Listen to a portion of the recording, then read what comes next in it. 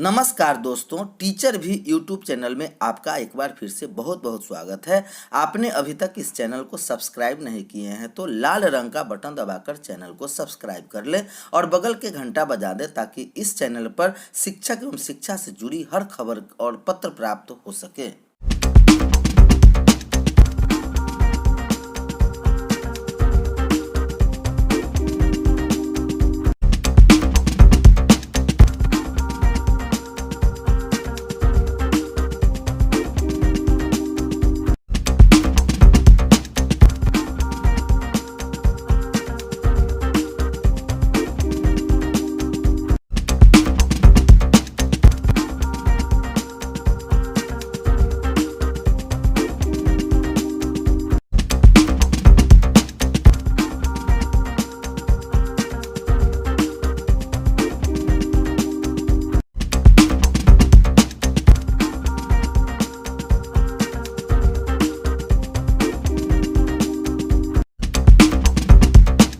दोनों मदों का एडवाइस स्थापना में आज कल में हाल में जमा हो गया।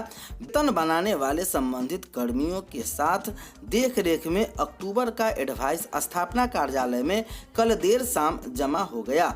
इसको दिल से धन्यवाद देते हुए शिक्षक कर्मियों के साथ उनके प्रतिनिधित्व को धन्यवाद दिया जाता है। सर्व शिक्षा अभियान मद के राशि आते ही भुगतान की प्रक्रिया तेज गति से भुगतान होगा। राशि अगर अक्टूबर तक 2 महीने का आता है तो परिवर्तनकारी प्रारंभिक शिक्षक संघ का प्रयास होगा कि इन मद के शिक्षकों का अक्टूबर के भुगतान के साथ 15% बढ़ोतरी का भी भुगतान हो। बढ़ोतरी का भी एडवाइस सभी प्रखंड नेतृत्व से आग्रह किया जा रहा है कि जमा करा लें। कम से कम काम की अधिकता के कारण संगठन को परेशानी का सामना करना पड़ रहा है। बिहार सरकार मद के शिक्षकों का अब छठ पूर्व भुगतान संभव नहीं है। मुख्यमंत्री स्वयं चाहते तब भी भुगतान संभव हो पाएगा क्योंकि आपका बकाया का भी राशि विभाग ने नहीं भेजा है। अरशद फिरोज साहब को कम आवंटन की जानकारी दी गई थी लेकिन वह राशि नहीं पाया है। अक्टूबर का आवंटन भी जिला को प्राप्त नहीं हुआ है।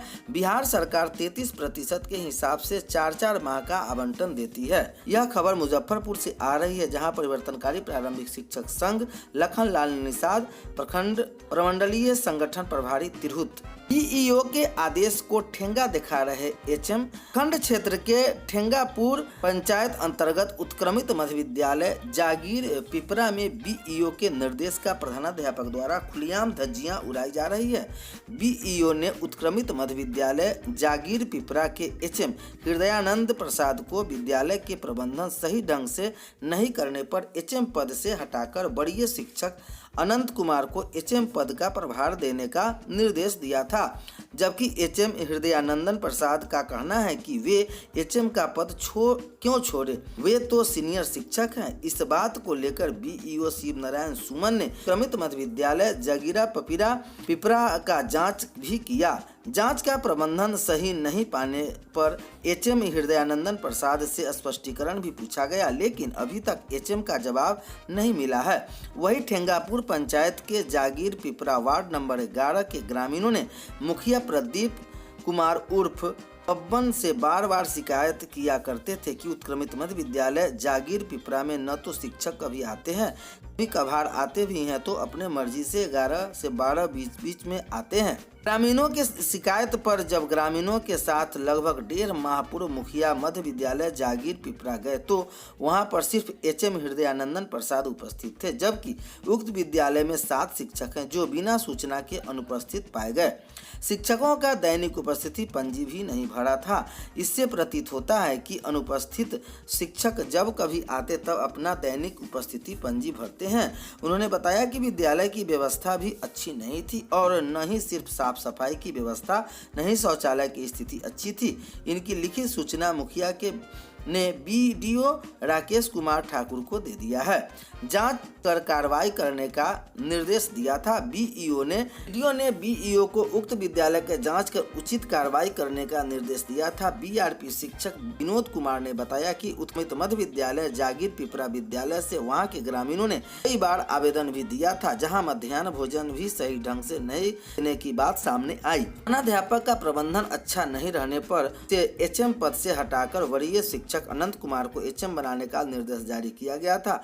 चार्ज नहीं देने पर उक्त विद्यालय की जांच कर एचएम पर स्पष्टीकरण भी मांगी गई, लेकिन जवाब नहीं दिया। उन्होंने बताया कि अब इसका रिपोर्ट जिला को भेज दिया जाएगा। शराब के नशे में स्कूल पहुंचे शिक्षक, ग्रामीणों का हंगामा देख स्कूल से भागे। अररिया का मामला, पूर्व में भी शराब पीने के आरोप में जा चुके हैं जेल। रानीगंज के उत्क्रमित मध्य विद्यालय सह मध्य विद्यालय परमानंदपुर के शिक्षक सुनील कुमार शराब के नशे में विद्यालय पहुंचे। उनके नशे में होने की जानकारी के बाद गुस्साए ग्रामीण विद्यालय पहुंचकर प्रधानाध्यापक से सवाल जवाब किया। प्रधानाध्यापक ने शिक्षक पर गाली गलौज करने की बात कह लाचारी जाहिर कर दी। इस विद्यालय में कुल 835 बच्चे नामांकित हैं, जिसमें 60% के करीब छात्राएं हैं। हद तो यह हो गई कि जब ग्रामीण वहां पहुंचे तब शिक्षक के साथ गाली गलौज पर उतर गए।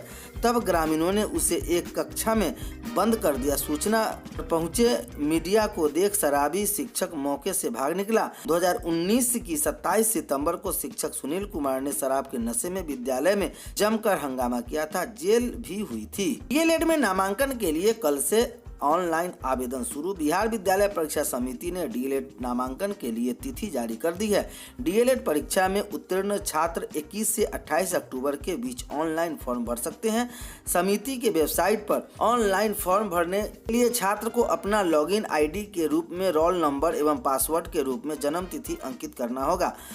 ऑनलाइन फॉर्म भरने के बाद समिति द्वारा फर्स्ट मेरिट लिस्ट 9 नवंबर को जारी की जाएगी। फर्स्ट लिस्ट के आधार पर 10 से 16 नवंबर तक स्टूडेंट आवंटित स्थानों को एडमिशन लेंगे। छात्र 10 से 16 नवंबर तक टाइड अप भी सकते हैं। राज्य के 307 कॉलेजों में 30,700 सीटों पर नामांकन लिया जाएगा। समिति ने कहा कि फर्स्ट लिस्ट के आधार पर नामांकन प्रक्रिया समाप्त होने के बाद प्रशिक्षण संस्थान द्वारा पोर्टल पर 17 नवंबर तक रिक्त सीटों की जानकारी देंगे। फर्स्ट लिस्ट में शामिल नहीं होने वाले छात्रों को नया विकल्प भरने और पूर्व के विकल्प में परिवर्तित करने का मौका दिया जाएगा। छात्र 17 से 18 नवंबर तक नया विकल्प भर सकते हैं। 23 नवंबर को सेकेंड एडमिशन लिस्ट जारी की जाएगी। सेकेंड लिस्ट के आधार पर 24 से 25 नवंबर तक एडमिशन होगा। इसके बाद भी सीटें रिक्त रहती है तो थर्ड लिस्ट 28 नवंबर को जारी की जाएगी। 21 से 28 अक्टूबर तक समिति की वेबसाइट dled.biharboardonline.com पर भर सकते हैं। इसके लिए स्टूडेंट को अपना लॉगिन आईडी, जैसा कि बताया गया है कि रोल नंबर और पासवर्ड के रूप में जन्म तिथि अंकित करनी होगी। ऑनलाइन फॉर्म भरने के समिति द्वारा फर्स्ट मेरिट लिस्ट में 9 नवंबर को जारी कर दी जाएगी। 25 नवंबर तक एडमिशन होगी। इसके बाद भी सीटें रिक्त रहती है तो थर्ड एडमिशन 28 नवंबर को जारी कर दिया जाएगा।